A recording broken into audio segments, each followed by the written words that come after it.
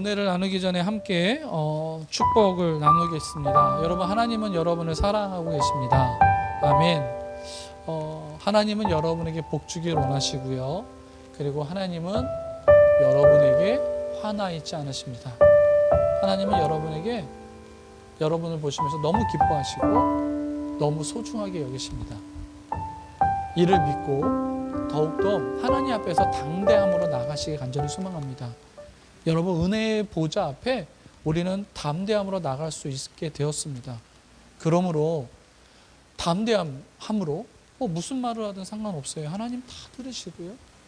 그리고 또 우리가 어떤 상황이든 상관없습니다. 하나님은 우리를 귀하게 여기십니다. 제가 어저께 싸이의 그 흠법쇼 거기 사람들이 많이 올라가더라고요. 다들 파란색 옷을 사서 입고 올라가더라고요. 싸이의 이렇게 흠법쇼 이렇게 써 있는 티셔츠를 입고 다 올라가는데요. 놀라운 사실을 발견했어요. 싸이의 그 흠법쇼 그 옷 안 입고 올라가는 사람도 있더라고요. 저는 당연히 다 입고 올라가야 되는지, 아니 안 입고 올라가면 못 들어가는지 알았거든요. 근데 그렇지 않고요. 티켓만 있으면 다 들어가더라고요. 여러분, 하나님도 마찬가지입니다. 우리가 예수 그리스도를 믿음으로 말미암아 우리를 귀하게 여기시고 우리를 더 소중하게 여기시죠. 내가 어떤 삶을 살아가든 그건 별로 중요하지 않습니다. 그런데 놀라운 건 뭔지 아세요? 제가 이런 얘기를 많이 하는데, 내가 빛의 역할을 하기 때문에 빛이 되는 게 아니고요. 내가 빛이기 때문에 빛의 역할을 하는 겁니다. 내가 은혜를 받으면요, 은혜 안에서 죄악은 멀어지게 되고요. 내가 은혜를 받았기에 예수님이 내 안에 계시기 때문에 예수님이 싫어하시는 것은 내가 안 할 수밖에 없는 거예요. 그렇게 사람은 바뀌죠. 내가 빛의 역할을 하기 때문에 어둠인데 빛이 되는 게 아닙니다. 제가 빛이기 때문에 빛의 역할을 하는 거고, 하나님의 사랑을 받는 자이기 때문에 하나님의 사랑을 이 세상에서 행하는 자가 되는 거죠. 우리 기억합시다. 우리가 어떤 존재인지를 기억하면서 이 세상을 살아가는, 그리고 이 세상을 마음껏 누리는 우리 모두가 되기를 주님의 이름 간절히 소망합니다. 아멘. 예전에 금산에서 제가 목회를 할 때였어요. 그 같은 지역에서 함께 목회하시는 선배 목사님이 은퇴를 하시고 청주에 살고 계십니다.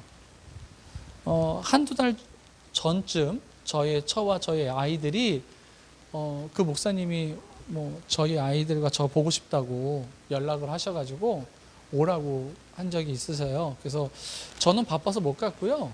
저희 집사람하고 저희 아이들이 가서 같이 목사님과 함께 담소도 나누고 놀고 왔어요. 놀고 왔는데,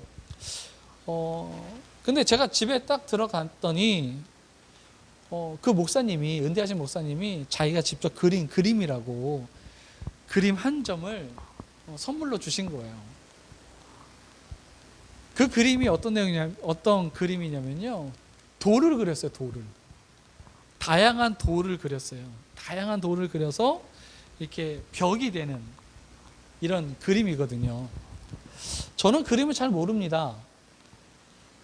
그런데 제가 느낌상 어떤 느낌이 들었냐면, 다양한 모양의 다양한 돌들을 보면서 인생이 아마 이런 거와 같다라는 생각을 했어요. 똑같은 모양이 없잖아요. 저는 아무리 돌을 봐도요, 똑같은 모양의 돌은 하나도 없더라고요. 비슷하게 생겨도 다 다른. 우리의 인생도 마찬가지 아닐까라는 생각이 되어집니다. 우리의 인생도 다양한 모양과 다양한 삶 속에서 살아가는 사람. 그런데 그 사람들이 한데 모여져서 하나의 벽을 이루는 그런 담벼락을 그린, 담벼락인지 아니면 물속에 있는 돌을 그리셨는지 모르겠지만 그 그림을 보면서 저는 그런 거를 느꼈어요. 제가 아까 말씀드렸어요. 저는 그림에 대해서 잘 몰라요. 같은 모양이 하나도 없이 서로 다른 돌들이 어우러져 있는 세상을 그리는 그림 같아요. 그래서 오늘 설교를 준비하면서 제가 인터넷을 좀 찾아봤더니 이렇게 이야기를 하더라고요. 같은 소재를 보고 그린 그림일지라도 사람에 따라 다 다르대요. 어떠한 시각으로 보느냐에 따라서 그 소재에 따라 그림을 그리는데 그 그림의 모습이 다 다르다는 거예요. 그리고 그것만이 아니라 내가 그렸다 하더라도요, 지금 내가 처해 있는 상황이나 그 환경에 따라서 그림이 달라지고, 또 제가 어렸을 때 그렸던 그림과 제가 어느 정도 인생을 살아가면서 뭐 중년기나 노년기 때 그렸던 그 그림도 다 다른 그런 메시지나 다른 모습이 되어진다라고 얘기를 하더라고요.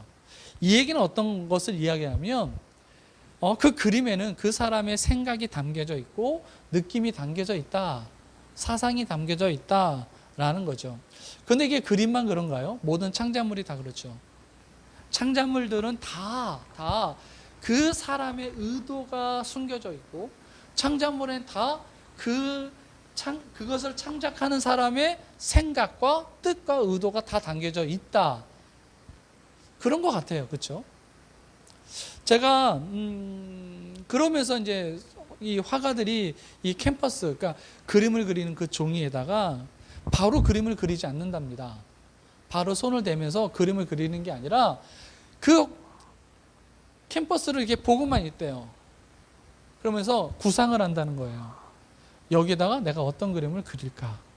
또 이 캔버스가 나에게 무슨 말을 할까? 저는 아직까지 종이를 보면서 종이가 저에게 대답을 한 적은 없지만 화가들은 그렇게 한대요. 저 캔버스가 나에게 무슨 말을 하고 내가 어떤 것을 그려야 될까? 그 캔버스 보면서 계속 생각을 한답니다. 그리고 나서 이제 구상한 것을 캔버스에 조금씩 밑그림을 그리기 시작을 하면서, 그래서 이제 그림으로 이제 만들어진대요. 그래서 그림 그릴 때는 얘기하더라고요. 빨리 그리면 안 된대요. 천천히 그려야 된다, 이렇게 얘기를 하더라고요. 제가 지금 무슨 말씀을 드리고 싶은 거냐면, 뭐든지 무엇을 만들려고 한다면 그 만드는 곳에는 당연히 그 만들려고 하는 사람의 의도와 그 사람의 사상과 생각이 담겨져 있다는 거예요. 근데 하나님이 이 세상을 만드셨잖아요. 그렇죠? 이 세상은 하나님의 창작물이잖아요. 우리도 하나님의 창작물이잖아요. 그렇다면 그곳에서 동일하게 하나님의 의도와 하나님의 뜻이 있겠죠. 이 세상에 대한 하나님의 의도와 뜻이 있어요. 나에 대한 하나님의 뜻과 의도가 분명히 있어요. 하나님은 이 세상에 대한 의도를 분명히 가지고 이 세상을 만드셨어요. 어떤 의도였을까? 성경을 통해서 목사님도 계시면 목사님도 성경을 통해서 연구도 많이 하시지만 저도 마찬가지지만 아마 그런 의도인 것 같아요. 좋은 세상에서 하나님과 좋아하는 사람과 함께 어우러져 살아가는 것을 하나님이 원하신 것 같아요. 에덴 동산이 왜 하나님께서 에덴 동산에 아담과 하와를 만드셨잖아요. 거기에 두셨잖아요. 왜요? 거기에 가장 좋은 것들을 가득 채워서, 가장 좋은 것. 그러니까 하나님은 우리가 이 세상을 살아가면서 세상을 향해서 좋아졌으면 좋겠다. 좋은 곳에서 좋은 사람과 함께 그들과 함께 어우러져 살아가는 것, 관계 맺으면서, 이것이 하나님의 의도였지 않았을까, 이런 생각을 합니다. 그런데 우리가 잘 아는 것처럼 그런 하나님의 의도는 사람의 잘못된 선택을 통해서 무너지기 시작했죠. 무너졌죠. 사탄의 유혹에 빠져서 사람들은 이 세상에 대한 하나님의 의도와 전혀 상관없는 삶을 살아가게 됐고, 이 세상은 하나님의 의도와 전혀 상관없는 세상이 되어버렸죠. 창세기 6장 5절과 6절에 있는 말씀입니다. 노아의 홍수 때 이야기했던 이야기죠. 우리 한번 읽어볼까요? 시작. 주님께서는 사람의 죄악이 세상에 가득 차고 마음에 생각하는 모든 계획이 언제나 악한 것일 뿐임을 보시고서 땅 위에 사람을 지으심을 후회하시며 마음 아파하셨다. 아멘. 지금 여기서 하나님이 뭐예요? 사람을 지은 것에 대해서 후회하고 마음을 아파하셨다라는 거예요. 왜 그랬을까요? 하나님의 의도와 전혀 상관없는 세상을 바라보시면서 아파하시는 거예요. 이건 내 의도가 아닌데, 내가 만든 의도가 아닌데, 내가 만들고 내가 의도한 대로 이 세상이 굴러가지 않기에 하나님께서는 당연히 마음이 아파하실 수밖에 없는 거죠. 그 의도 잘못된 의도가 이거죠. 사람의 죄악이 세상에 가득 차였기 때문에. 또 마음에 생각하는 모든 계획이 언제나 악한 것을 보시면서 하나님은 가슴 아파하시는 거예요. 그런 의도가 아닌데, 사람이 악한 것, 모든 생각이 악하면 안 되는데, 그게 만드는 의도가 아닌데 왜 저렇게 만들어졌을까? 저렇게 살아갈까? 하나님은 한탄하시고 후회하시죠. 하나님의 구상대로, 하나님의 의도대로 세상이 그려지지 않은, 아까 말씀드렸던 하가가 자기가 생각하고 자기가 구상한 대로 그림이 그려지지 않는 거예요. 붓이 그렇게 가지 않는 것을 보면서 괴로운 거죠. 그래서 그걸 다 그냥 없애보고 싶어. 근데 하나님은 없애지 않으셨어요. 다시 그 의도를 이 세상에 보이시기 위해서 노아를 통해서 이 세상을 구원하시죠. 보존하시죠. 그리고 나서 이제 예수님으로 구속의 역사를 이끌어 가시죠. 성경은 예수님께서 성경은 이렇게 말씀해요. 사람이 악한 것 때문에, 사람이 원래 악한 존재이기 때문에 이런 것이다 아니라는 거예요. 여러분, 우리가 이렇게 생각하면 언제나 악한 것 이렇게 생각하니까 사람은 진짜 악하게 만들어졌구나 이렇게 생각하지만 안 그렇다라는 거예요. 예수님께서 왜 이들이 악한 생각을 하게 되었고 왜 이들의 세상이 악한 세상이 되었는지에 대해서 요한복음 10장 10절에서 이렇게 말합니다. 도적은 다만 훔치고 죽이고 파괴시키러 오는 것뿐이요 나는 양들이 생명을 얻고 더 넘치게 얻게 하려 왔다. 다시 말해서 도둑이 이 세상에 훔치기, 이 세상에 하나님의 양들, 하나님의 백성들, 사람들을 훔치고 죽이고 파괴하고 이 세상을 죽이고 파괴하기 위한 그 사탄마귀 귀신으로 인하여, 도적으로 인하여 이 세상이 이렇게 바뀌었다라고 이야기를 하시죠. 저는 오늘 요한복음 3장 16절에 성경에서 예수님이 이렇게 말씀하셨어요. 하나님이 세상을 이처럼 사랑했다라고 말씀하시죠. 이 세상이 하나님께서 너무나도 사랑하는 세상이었어요. 아니, 지금도 사랑하는 세상이죠. 그래서 예수님 이 땅에 오셨죠. 그러면 이 세상이 정말 사랑스러운 하나님이 너무나도 사랑하는 세상이 되기 위해서 우리는 어떻게 해야 될까? 정말 죄악된 세상, 죄악이 가득한 세상, 이 세상에서 우리가 정말 하나님이 사랑하는 세상으로 우리가 살아가려면, 내가 그 속에서 살아가려면 어떻게 해야 되고 어떤 생각을 해야 되고 어떤 것을 알아야 될까? 이것에 대해서 우리 함께 한번 생각하는 시간을 갖기를 원해서 오늘 이 말씀을 함께 나누고자 준비했습니다.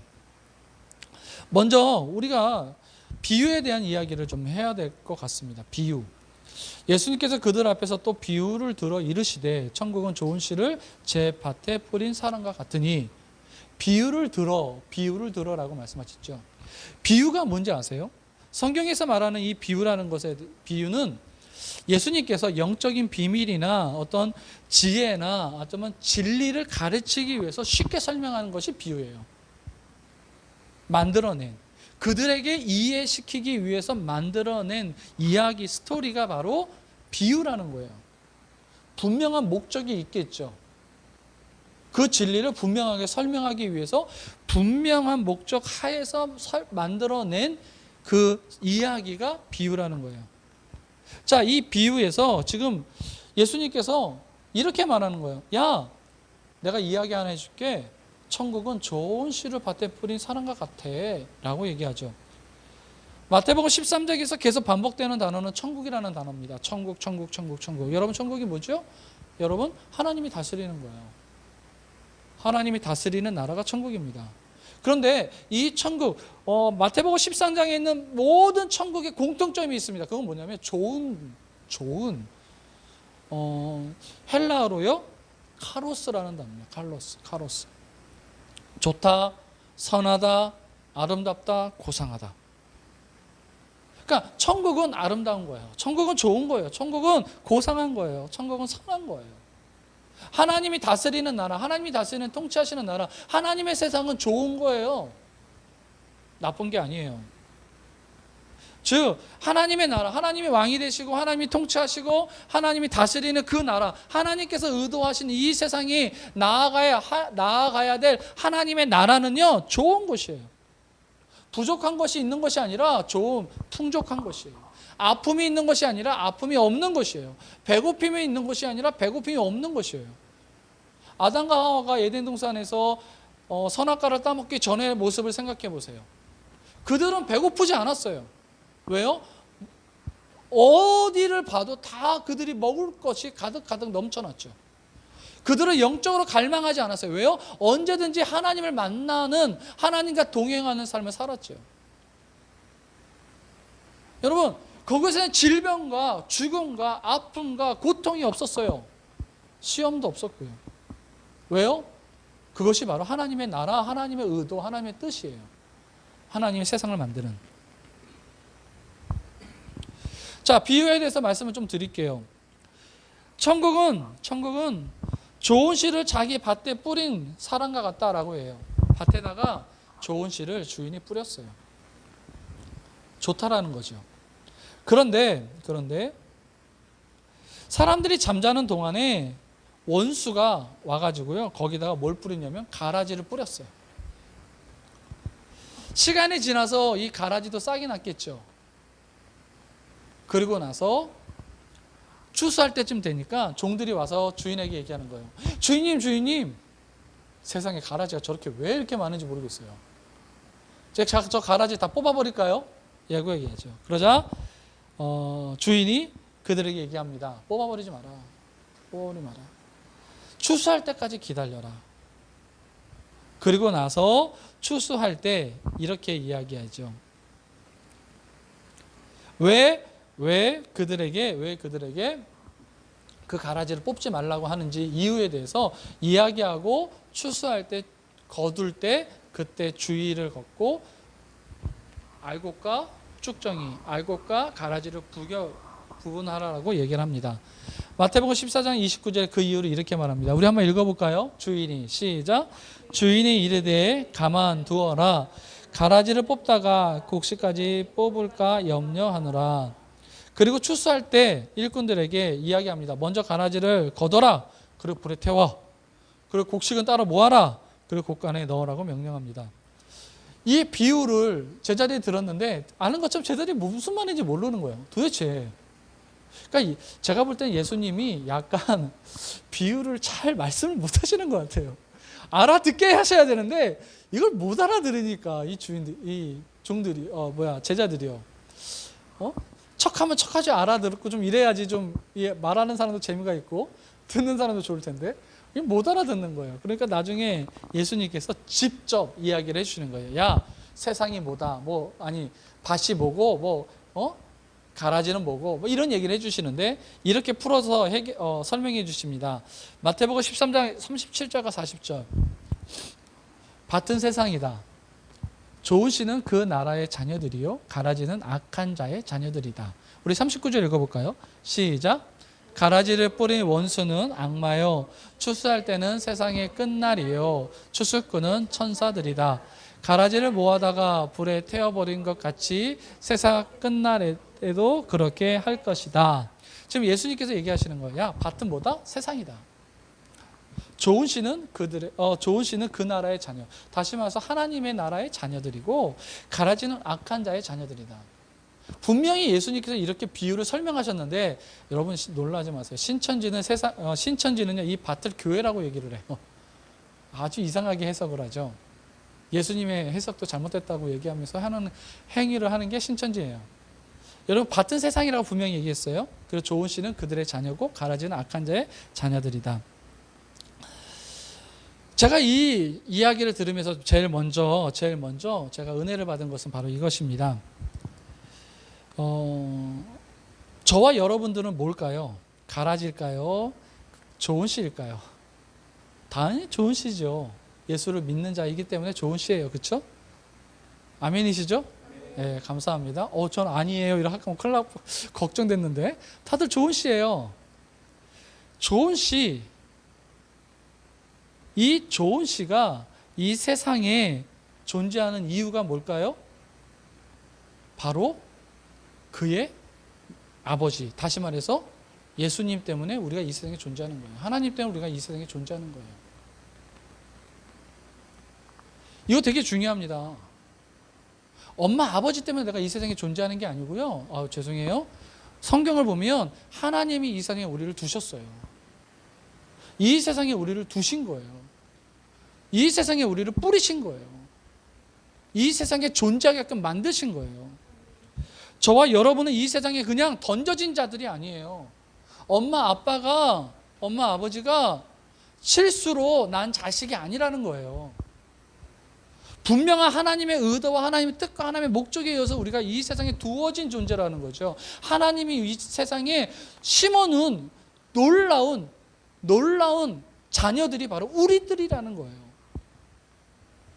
많은 사람들은 이렇게 말합니다. 나는 실패한 인생이야. 나는 루저야. 이 인생은 잘못됐어. 내 삶은 잘못됐어. 이렇게 말하는 사람이 너무나도 많아요. 아니에요, 여러분. 하나님의 놀라운 계획과 은혜와 축복 속에서 의도를 가지고 목적에 의해서 심겨진 것이 바로 우리들이라는 거예요. 이건 정말 중요한 부분입니다. 오늘을 우리가 살아가는 우리들은 분명히 실수로 루저로 이 세상에 태어난 존재가 아니라 하나님의 놀라운 계획과 뜻에 의해서 심겨진 하나님의 백성, 하나님의 씨앗이라는 거예요. 이게 중요한 거죠. 여러분, 제가 서두에서 말씀드렸다시피 여기서 씨를 어떻게 얘기하나요? 38절에 밭은 세상이다. 좋은 씨는 그 나라의 자녀들이요. 뭐라고 말하죠? 그 씨의 품종을 좋다라고 말하고 있습니다. 악한 씨가 아니라 좋은 씨라고 분명하게 이야기하고 있죠. 아까 천국이 뭐라 했죠? 천국도 좋은 곳이고요. 이 씨앗, 그 좋은 천국에, 좋은 곳에, 좋은 세상, 이 밭에 뿌려진 우리 씨앗도 좋다라고 얘기하는 거예요. 여러분, 우리가 능력이 부족하거나 문제가 가지고 있는 존재가 아니라는 거예요. 우리는 좋은 존재예요. 아까 전에 제가 좋다라는 뜻을 얘기했죠. 선하다, 좋다, 아름답다, 고상하다라는 뜻이라고 말씀드렸어요. 여러분, 우리는 고상한 존재예요. 우리 한번 따라해 볼까요? 나는 고상하다. 고상하다. 다시 한번요. 나는 선하다. 시작. 나는 선하다. 나는 좋다. 시작. 나는 좋다. 여러분은 다 좋게, 아름답게, 선하게 만들어진 존재들인 거예요. 우리나라 속담에 이런 속담 있잖아요. 콩 심은데 뭐가 나고요? 콩 나고. 팥 심은데 뭐 난다? 팥 난다. 여러분이 한번 생각해 보자고요. 그러면 선한 씨앗이, 좋은 씨앗이, 아름다운 씨앗이, 고상한 씨앗이 세상이라는 밭에 심겨졌다면 당연한 순리가 뭐예요? 우리를 통해서 맺는 열매가 뭐냐고요? 당연히 선한 것이 날 수밖에 없고, 좋은 것이 날 수밖에 없고, 아름답고 고상한 것이 나올 수밖에 없죠. 당연한 논리 아닌가요? 여러분, 우리의 삶은 아름다울 수밖에 없고, 좋아야 되고요, 선해야 되고, 고상해야 되고, 부족함이 없어야 되고, 아프지 않고 건강해야 되고요. 우리의 삶이 그래야 되는 거예요. 왜? 우리는 고상한 존재고 좋은 씨앗이기 때문에. 그런데 제가 이 세상을 바라보고 또 저의 인생을 바라보면 분명히 성경에 말한 것대로 좋은 것들이 가득 넘쳐나야 되고, 저 또한 좋아지는 열매를 거둬야 되는데, 우리의 삶 속에 그렇게 살아가는 사람이 과연 몇 명이나 있을까요? 제가 저희 집사람하고 밤마다 기도하면서 이런 얘기 저런 얘기도 많이 하거든요. 근데 그때 제가 이런 얘기를 했어요. 어떤 사람이 우리의 모습을 보면서 우리들을 부러워할 만한 사람이 있겠지라고 얘기를 했어요. 이 얘기를 반대로 말하면요, 우리가 야, 저 사람 정말 괜찮다, 좋다, 야, 부족함이 없네, 저 사람 정말 행복한 삶을 살 거야 라고 생각하는 그 사람도 알고 보면 그렇지 못하는 삶을 살아간다는 거예요. 그럴 수 있다는 거죠. 정말 걱정이 없는 것 같아. 근데 알고 보면 그 사람 나름대로 뭐가 있어요? 걱정이 있고, 아픔이 있고, 근심이 있고, 고통이 있는 거예요. 제가 요새 이혼 전문 변호사 이야기하는 드라마 재밌더라고요. 장나라가 나오는데 뭐 구파트너 뭐 이런 얘기인데요. 겉으로 봤을 때는 남편은 장나라 남편은요 내과 의사예요. 걱정이 뭐가 있어요? 돈 잘 벌고 애도 똑똑해요. 밥 먹고 들어가서 뭐해요? 공부하고 있더라고요. 야, 저희 그런 아이들이에요. 정말 핸드폰도 별로 오락도 안 하고 게임도 안 하고 공부만 하고 있어요. 와, 저 환상적인 정말 아름다운 가정이에요. 남편은 내과 의사에 애는 공부도 열심히 해. 자기는 이혼 전문 변호사, 한국에 뭐 손꼽히는 변호사야. 야, 정말 대단하죠. 그런데 스토리가 어떻게 되냐면 그 남편이 바람을 펴가지고요. 딸은 자기 비서하고 놀아나는, 그래서 결국 이혼하는 이야기를 스토리가 진행이 돼요. 제가 무슨 말씀을 드리고 싶으냐면요. 야, 정말 이 사람은 부족함이 없을 것 같아. 이 사람은 걱정이 없을 것 같아. 다 있더라고요. 걱정이 다 있더라고요. 왜 그럴까요? 성경에서 말하는, 우리가 바라보는 이 세상과 지금 성경에서 말하는 세상, 선한 밭에 선한 씨앗이 뿌려졌는데 당연히 선한 열매들이 나야 되는데 그렇지 못하는 이 세상을 바라보면서 우리 왜 그 이유가 뭘까? 예수님께서 답을 이야기하세요. 그것은 바로 원수 때문이라고 말씀하시죠. 자, 27절 말씀을 읽어봅시다. 우리 한번 읽어보죠. 그래서 시작. 그래서 주인이 종들에게 와서 그에게 말하였다. 주인 어른께서 밭에 좋은 씨를 뿌리지 아니하셨나이까? 그런데 가라지는 어디서 생겼나이까? 자, 25절 시작. 사람들이 잠자는 동안에 원수가 나서 밀 가운데 가라지를 뿌리고 갔다라고 예수님 말씀하셨어요. 여러분, 우리는 좋은 씨앗이고 좋은 열매를 나는데 좋은 열매를 거두지 못하는 이유는, 열매를 맺어야 되는데 맺지 못하는 이유는 우리의 원수 때문에 그래요. 세상도 마찬가지예요. 하나님께서는 이 세상을 좋은 밭이라고 얘기했지만 거기에서 왜 좋지 못하는 것들이 나느냐면 바로 원수들이 그곳에 가라지를 뿌렸기 때문에 그렇다라는 거죠. 원수가 가라지를 뿌렸어요. 가라지는 뭐냐면요, 이게 오른쪽에 있는 게 밀이고 중간에 있는 게 가라지고요, 맨 끝에 있는 게 보리입니다. 가라지가 밀과 보리가 정말 비슷하게 생겨서 이렇게 추수하기 전에는요 다 가득 알곡이 있는 밀과 보리 밭같이 보여요. 그런데요 나중에 가서 추수할 때 보면 밀과 가라지와 보리가 뚜렷하게 보여집니다. 가라지는 굽지 않고 가라지는 계속 하늘만 쳐다보고 올라가죠.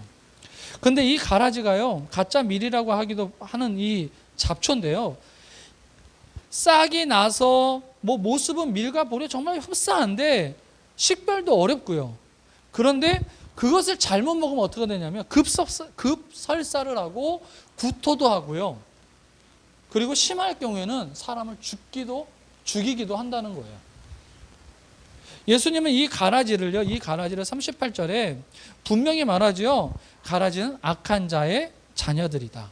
사탄마귀 귀신이 원수가 뿌린 씨앗이다 라고 이야기하고 있습니다. 저는 여기서 또다시 한번 알게 됐어요. 하나님은 우리가 살아가는 나의 삶 속에, 나라는 세상에 고통과 아픔을 주시는 분이 아니다라는 거예요. 또 한 번 저는 알았어요. 이 세상이 악하게 된 것은 하나님이 악하게 만든 것이 아니라 이 세상에 악한 자, 사탄마귀 귀신, 원수가 가라지를 뿌려넣기 때문에 이 세상이 가라지가 가득한 세상이 되어져 버렸다라는 거예요. 많은 분들은 이렇게 얘기합니다. 고난과 고통과 어려움 속에서 내가 예수님께로 돌아왔기 때문에, 또 많은 기도하면서 하나님께 매달려서 내 신앙의 성숙이 있기 때문에 고통과 아픔을 하나님이 주신 거라고 이야기하는 사람이 많이 있어요. 또 고난이 축복이라고 말하는 사람도 저는 실제로 많이 봤어요. 유튜브 쳐보세요. 목사님 설교에 고난도 축복이다라는 말을 하는 사람들이 얼마나 많은지. 저는 오늘 분명히 얘기하잖아요. 예수님이 가라지는 누가 줬다? 악한 자, 원수가 줬다라고 분명히 얘기하고 있잖아요. 하나님이 주신 게 아니에요. 하나님이 뿌린 씨앗이 아니라는 거예요. 우리의 삶 속에 나타나는 고통과 아픔, 역경, 이건 하나님이 우리에게 허락하신 게 아니라 사탄 마귀 귀신이 우리에게 준, 우리를 죽이고 멸망시키기 위해서 준 것이라는 거죠. 그런데 오해 없기를 바랍니다. 기도하면 분명 영적인 성숙이 있어요. 저는 기도가 잘못됐다 이 얘기하는 게 아닙니다. 뭐가 잘못됐다? 그 고난을 찬양하는 것이 잘못됐다. 고난을 친송하는 것이 잘못됐다라는 거예요. 고난은 고난이에요. 오히려 하나님은 그 고난을 이기도록 우리에게 힘을 주시고 능력을 주시고 도우시는 분이 바로 하나님이시죠. 여러분이 고난 중에 있습니까? 가라지 같은 이 세상에 있습니까? 여러분 이기실 겁니다. 하나님이 도움을, 능력을 부어주고 계시기 때문에. 자, 이런 이 세상 29절에 예수님께서는 이렇게 말씀하셨죠. 그러나 주인은 이렇게 대답했다. 아니다. 가라지를 뽑지 마라. 가라지와 함께 밀까지 뽑으면 어떡하겠느냐. 여기서 예수님의 염려가 등장을 하죠. 저 가라지를 다 없애버릴까? 그런데 아니라는 거예요. 여러분 여기에서 이 세상의 가라지가 풍성해지고 지저분해지는 것이 예수님의 염려가 아니었다라는 것을 우리는 발견하죠. 예수님의 염려는 뭐냐면 세상이 얼마나 악한지 이것보다 더 관심이 있는 건 세상이 아니라 그 안에 있는 곡식, 알곡, 좋은 씨, 바로 우리들이라는 거예요. 지금 하나님께서, 예수님께서 걱정하고 근심하는 것은 이 악한 세상이 근심하고 걱정하는 게 아니라 그걸로 인하여 고통받고 아파하고 상처받을 좋은 씨앗을 걱정하고 계시는 거죠. 그래서 얘기하시잖아요. 가라지와 함께 밀이 뽑히면 어떡하겠느냐. 밀이 선한 씨앗이 닫히면 어떡하겠느냐. 예수님의 관심은요, 세상이 아니라 바로 우리들이 상처받을까, 우리들이 상할까, 그것에 대해서 더 걱정하시는 분이 바로 하나님이시고 예수님이시라는 거예요. 여러분 예수님이 이 땅에 오셨을 때 이 악한 자들은요, 그 추종자들은, 악한 자와 악한 자를 추종하는 사탄 마귀 귀신을 추종한 자들은요 예수님을 제거하려고 했죠. 마태복음 2장 16절에 있는 말씀 우리 한번 읽어볼까요? 헤롯은, 시작. 헤롯은 박사에게 속은 것을 알고 몹시 노하였다. 그는 사람을 보내어 그 박사에게 알아본 때를 기준으로 베들레헴과 그 가까운 온 지역에 사는 2살짜리부터 그 아래의 산의 아이를 모조리 죽였다. 사단은요, 하나님께서 이 땅에서 큰 일을 행하실 때마다 그것을 감지하고 그것을 막으려고 노력했어요. 모세의 시대 때 여러분 아시는 것처럼 바로를 통해서 노예에 있었던 이스라엘 사람들의 남자아이들을 모두 죽였고요. 여기서는 헤롯을 통해서 베들레헴에 있는 모든 남자아이들을 다 죽였죠. 그 의도는 누구예요? 하나님께서 온 씨앗, 그 씨앗을 해하려고자 하는 그 의도를 가지고 그들은 하나님의 뜻이 이루어지는 것을 막으려고 수많은 사람들의 피를 흘리게 만들었어요. 아까 전에 말씀드렸던 사탄 마귀 귀신은 요한복음 10장 10절에서 도둑질하고 죽이고 멸망시키는 것이라고 말씀드렸어요. 가라지의 목적 동일해요. 가라지의 목적, 원수가 가라지를 뿌린 이유는 동일해요. 곡식을 도둑질하고 죽이고 멸망시키려는 목적을 가지고 가라지를 뿌렸다라는 거예요. 근데 문제는 뭐냐? 가라지가 곡식들에게 내가 상처를 주고 내가 곡식을 죽이고 내가 도둑질하고 멸망시키는 것에 대해서 가라지는 모른다라는 거예요. 가라지는 어떻게 해요? 열심히 살아가는 거죠. 세상에서. 열심히 자라나요. 이게 가라지예요. 자기가 가라지인지를 모르고 자기가 알곡들에게 피해를 주는 존재인지를 모르고 열심히 살아가요. 출애굽기 1장 10절에 있는 말씀 한번 읽어보죠. 자 우리가, 시작. 자 우리가 그들에게 대하여 지혜롭게 하자. 두렵건대 그들이 더 많게 되면 전쟁이 일어날 때에 우리 대적과 합하여 우리와 싸우고 이 땅에서 나갈까 하노라 하고, 이 얘기는 모세 시대 때 왜 바로가 이스라엘의 사내 아이를 다 죽인 이유가 나와요. 왜 나왔냐면 그 이유가 두렵건대 라고 얘기하고 있어요. 지금 조심스러운 이야기지만 이 세상이 가라지가 가득한 세상이 되었고 우리의 주변에 가라지 같은 사람들이 많이 있어요. 아니 목사님, 모든 사람이 다 동일하고 다 하나님의 자녀 아닌가요? 맞죠? 하나님의 자녀예요. 그러나 누가 가라지 같까요? 뿌린 자의 생각과 뿌린 자의 의도대로 살아가는 사람들이 가라지 세상, 가라지 같은 존재 아닐까요? 근데 그 가라지라는 존재들은 자기가 내가 사탄마귀 귀신에게 지금 놀아나고 있고 죄의 종노릇하고 있다는 것을 모른다는 거예요. 누구처럼요? 헤롯과 바로처럼. 그들은 합당했어요. 두려웠거든요. 이스라엘 백성이 많아짐으로 말미암아 우리가 오히려 나중에 전쟁이 일어났을 때 저들이 우리에게 반란을 일으키면 어떡하지? 그거에 대한 두려움이 있었어요. 타당하지 않나요? 타당한 이유 아닐까요? 그러나 그런 두려움에 준 생각은 사탄마귀 귀신이 그에게 준 생각이죠. 누구처럼요? 예수님을 팔라고 가룟 유다에게 예수님의 팔 생각을 던져준 사탄마귀 귀신과 동일하게. 여러분, 헤롯은요 지금 분노했습니다. 박사들이 자기를 속였다라는 것에 대해서 격분해서 그래서 베들레헴에 있는 2살짜리 아이들을 다 죽이게 하는 살인 명령을 했죠. 그들 나름대로 분명히 타당한 이유가 있었습니다. 그러나 중요한 건 그 생각은 사탄마귀 귀신에게 사로잡힌 생각이죠. 가라지의 생각인 거예요. 가라지와 같은 생각인 거죠. 결국 그래서 이 세상은 사람들에게 참 씨앗에게 뭐예요? 상처를 주고 아픔을 주고 그들이 열매 맺지 못하도록 막는 거예요. 여기서 우리는 한 가지 알 수 있는 방법이 있습니다. 여러분 참 성경이 참 진리라는 게 맞다는 건 뭘 느끼냐면 이 세상에 가라지 같은 존재가 있고 그 다음에 좋은 씨앗이 있거든요. 좋은 씨가 있는데 그것의 기준을 나누는 것이 뭐냐면 이 가라지는요 분노에 조절을 못한다는 거예요. 분노. 자기를 지키려는 어떤 탐욕과 탄심. 그래서 그 분노로 인하여 살인까지도 감수하는 자들이 가라지라는 거예요. 요즘 사회에 팽배한 생각들이 있잖아요. 어떤 거냐면 내가 결백해. 그럼 어떻게까지 해요?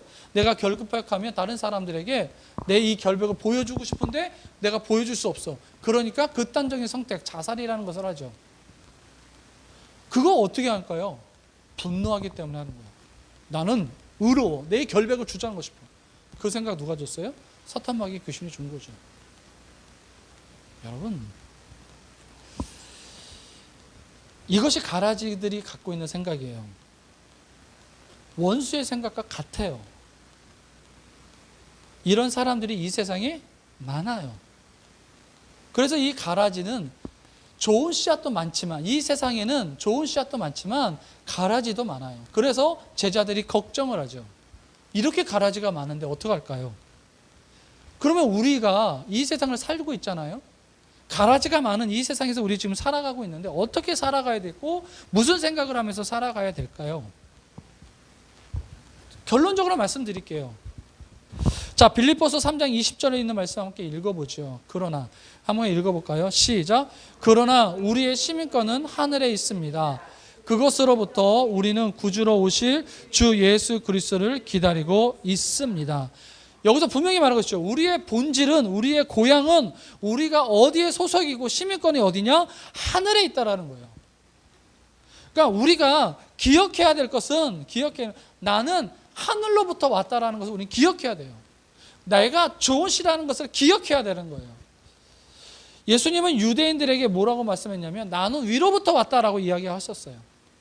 예수님의 출처, 예수님의 고향, 예수님의 본질과 우리가 동일한 출처와 고향을 가지고 있다는 것을 기억하십시오. 우리의 근원, 우리의 시민권은 하늘에 있어요.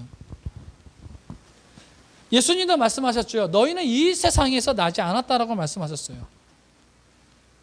예수님과 우리는 동일하게 하늘의 고향으로 하늘을 두고 살아가는 사람들입니다. 이 얘기는 이 세상을 살아가면서 동시에 두 세상을 살아가고 있다는 거예요. 두 세상을. 서로 다른 물질적인 세계와 하나님의 세계를 우리는 살아가고 있는 거예요. 여러분, 우리 한국에 주한미군이 주둔하고 있죠. 그들은 한국에서 살고 있지만 그들의 시민권은요, 미국 시민권을 가지고 있습니다. 그래서 미국에서 나오는 모든 혜택들을 그들은 다 받고 있죠. 여러분, 지난번에 코로나 때 생각해 보세요. 코로나 때 백신 맞을 때 다른 나라들은 다 백신을 먼저 주지 않았잖아요. 미국이 자기 시민들한테만 백신을 나눠줬죠. 우리나라에 살고 있는 주한미군들도 그 혜택을 받아서 1차적으로 비행기로 공수받은 그 코로나 백신을 다 맞았어요. 왜 그랬을까요? 그들이 미국 시민권자들이기 때문에 그것에 대한 혜택을 받은 거예요. 여러분, 우리가 이 가라지가 가득한 이 세상에 살아간다 하더라도요, 우리는 기억해야 돼요. 나는 미국 시민권자라고 생각하는 주한미군처럼 나는 하나님의 시민권을 가지고 있는 사람이다라는 것을 우리는 기억할 때, 하늘로서부터 오는 모든 특권과 하늘로부터 오는 모든 권리와 축복을, 그리고 혜택을 다 받으면서 살아갈 수 있다라는 거예요. 이 세상에 얼마나 가라지들이 많습니까? 열매를 맺지 못하게 하는 이 세상에 얼마나 많은 사람들이 있고, 얼마나 많은 세상의 구조 원리가 논리가 그렇습니까?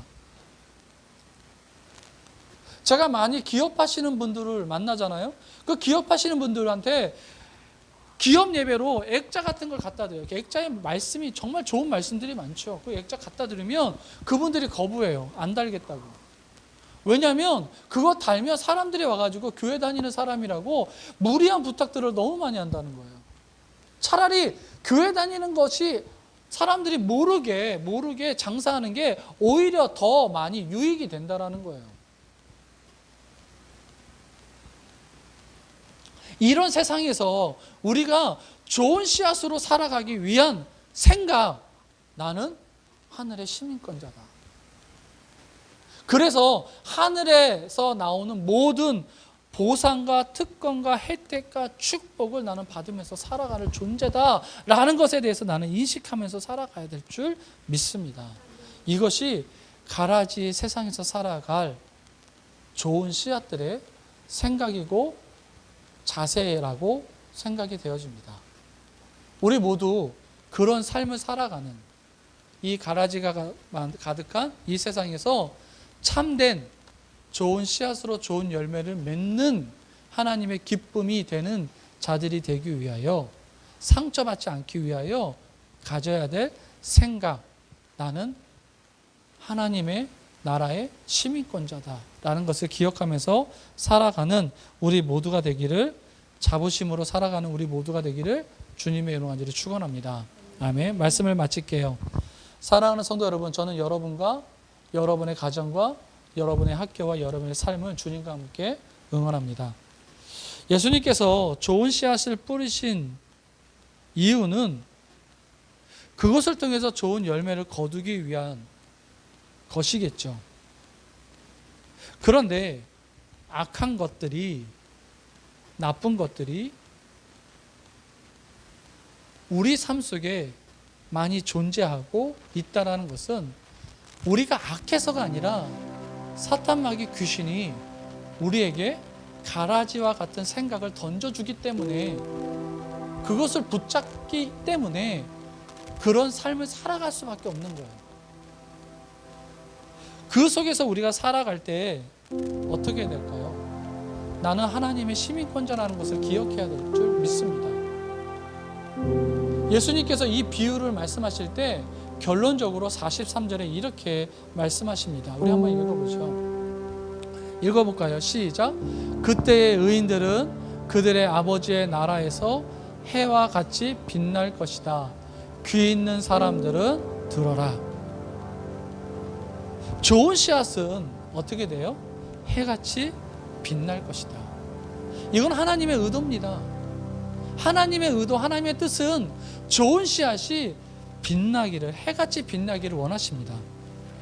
우리가 이 세상의 가라지 같은 이 세상에서 우리가 살아갈 때 하나님께서 우리에게 원하시는 건 바로 이것입니다. 우리가 해같이 빛나기를. 그러므로 우리가 나는 하나님의 시민권자야라는 생각을 가지고 살아간다면, 하나님의 시민권자로서 하나님이 주시는 그 특권과 하나님이 주시는 그 혜택을 누리면서 살아간다면 우리는 해같이 빛나게 될 줄 믿습니다. 저는 여러분의 삶 속에 하나님께서 여러분을 더욱더 해같이 빛나게 만드실 것을 의심치 않습니다. 이것을 알고 이것을 믿고 이번 한 주간도 나는 해같이 빛날 거예요. 왜? 난 하나님의 시민권자, 천국의 시민권자예요 라는 것을 기억하면서 살아가는 저와 우리 모두가 되기를 주님의 이름으로 간절히 축원합니다. 아멘. 기도하겠습니다. 우리 함께 이 말씀을 붙잡고 함께 기도하기를 원합니다.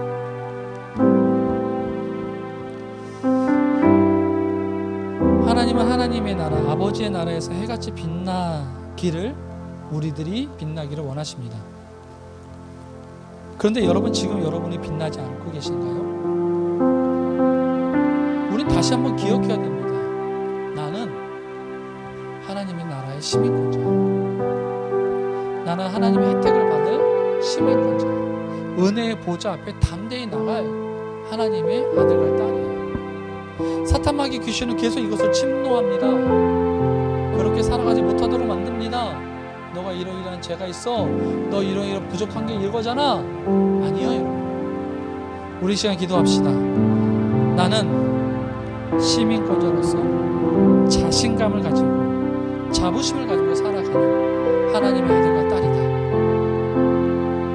그러므로 해같이 빛나는 날이 곧 오게 될 줄 믿습니다. 이 시간 같이 주여 한번 부르시면서 오늘 말씀을 붙잡고 나가게 되면 서로 기도하지요.